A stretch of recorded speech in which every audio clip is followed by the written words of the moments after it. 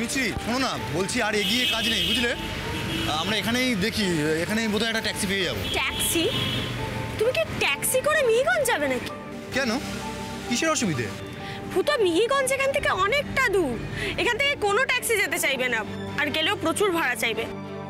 তার থেকে একটু এগিয়ে চলো, সামনের বাস স্ট্যান্ড থেকে আমরা মিহিগঞ্জ আবার বাস পেয়ে যাব। বাস? তোমার কি মাথা খারাপ? আমি তোমার শরীরের এই কন্ডিশনে বাসে করে নিয়ে যাব? তার চেয়ে বরং প্রভাতদাকে বলি একটা গাড়ি নিয়ে চলে আসতে। যন্ত্রদার গাড়িগুলো তো এমনিতেই গ্যারেজে পড়ে থাকে। না না ভূতো, আমি সেটা চাই না।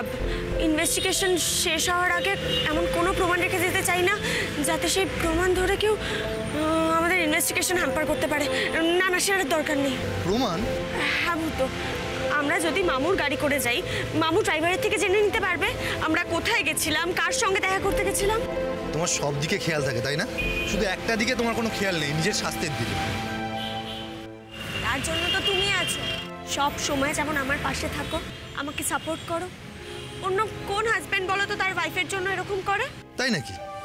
কিন্তু মিছরি, আমার তো উল্টোটাই মনে হয়। তুমি যেভাবে আন্তরিকতার সঙ্গে সবার সঙ্গে কথা বলো, সবাইকে সাহায্য করতে এগিয়ে আসো, কটা মেয়ে সেটা করতে পারে বলো?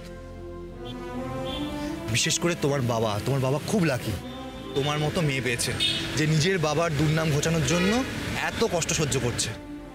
কটা মেয়ে এরকম পারে বলো তো? আচ্ছা বাবা থাক, নিজের বউয়ের এত প্রশংসা করতে হবে না। চলো তো, দেরি হয়ে যাচ্ছে, চলো।